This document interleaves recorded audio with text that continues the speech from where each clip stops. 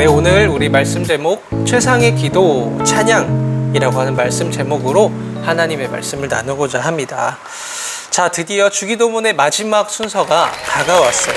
바로 나라와 권세와 영광이 영원히 아버지께 있습니다 하는 이 내용을 오늘 살펴보려고 합니다. 그런데 오늘 말씀을 자세하게 보면 괄호가 쳐져 있어요. 왜 이 괄호가 쳐져 있을까요? 이 본문이 더 중요해서일까요? 아니면 덧붙여진 것일까요? 사실 이 마태복음 6장에도 주기도문이 나오긴 하지만 누가복음 11장에서도 주기도문이 나와요. 그런데 누가복음 11장 2절 4절에 나와 있는 주기도문에는 오늘 본문 이 송영 부분이 빠져 있어요. 아예 나오지가 않아요. 그래서 한번 영어 성경들을 찾아봤는데요. 영어 성경들에서도 이 나라와 권세와 영광이 영원히 아버지께 있습니다 하는 이 말씀이 안 나와 있어요.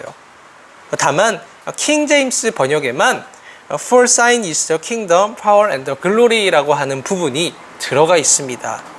그러면 어떻게 된 걸까요? 어떤 성경에는 주기도문의 찬양 부분이 나와 있고 안 나와 있는 것들이 더 많은데 주기도문이 그러면 가짜일까요? 예수님이 가르쳐 주신 게 아닐까요? 사실 성경은 사본이라 그래서 원문들이 있습니다. 그리고 이 원문을 그대로 복사한 사본들이 이렇게 있죠. 그것이 오랜 역사와 번역을 거쳐서 오늘날 우리에게 이 개역개정 성경으로 주어지게 된 것입니다. 그런데 성경의 사본들 중에서도 어떤 것에는 이 송영 부분이 있고 어떤 것에는 부분적으로 있고 없기도 한 여러 가지 상황이 있어요. 하지만 12사도의 그 교훈들을 모아놓은 디다케라고 하는 교회의 아주 오래된 교회 지침서 교훈집에서는 주기도문의 송영 부분이 들어와 있습니다.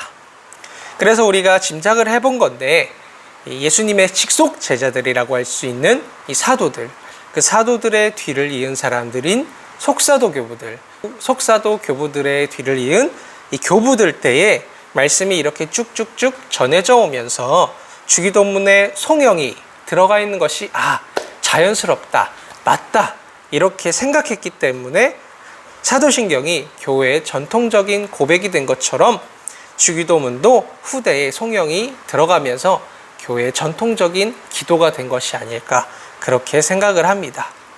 왜 이런 생각을 할 수 있느냐? 바로 이 유대인들 때문이에요. 유대인들은 중요한 절기나 제의 때마다 기도를 할 때 화답하는 방식을 가지고 있었습니다.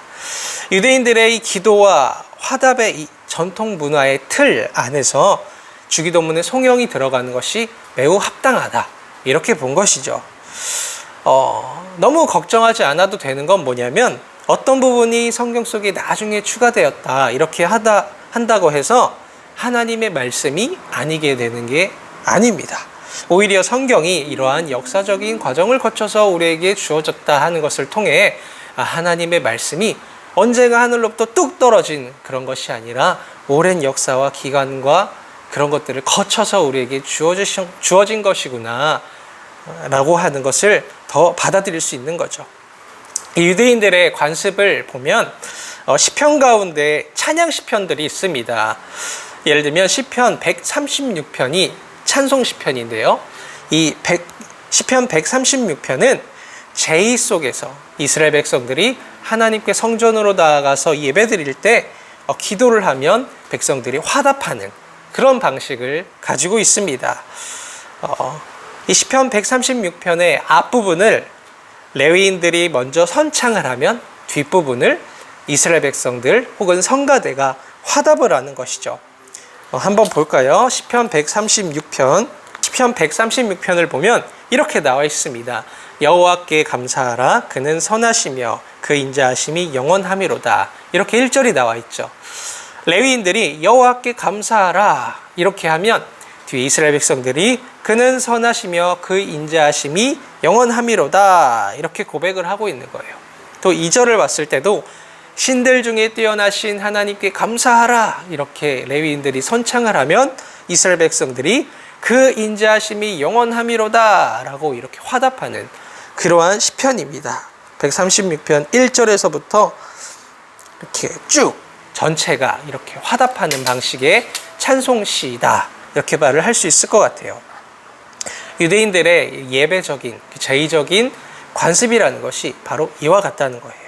또 시편 전체 구조를 한번 봤을 때도 주기도문에 왜 송영이 들어가 있는가가 이해가 됩니다. 시편은 총 5권으로 이루어져 있습니다.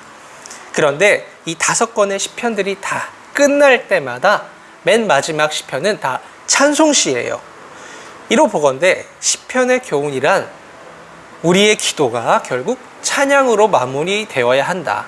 우리의 기도가 결국 찬양이 되어야 한다라는 교훈을 가지고 있는 것이죠. 최상의 기도란 무엇이다? 바로 찬양이다 하는 것을 가르쳐 주는 것입니다. 이 구조가 주기도문에 요약된다고 할 수 있어요. 왜냐? 이 기독교 안에서는 이미 시편 전체를 요약하면 주기도문이라고 알고 있거든요. 그렇기 때문에 나라와 권세와 영광이 영원히 아버지께 있습니다 하는 이 찬양이 주기도문의 맨 끝에 있는 것은 너무나도 합당한 것이다 라고 말을 할 수 있어요. 그렇다면 우리가 찬양은 언제 할 수 있는 것일까요? 하나님이 지극히 인정될 때 우리는 찬양을 합니다.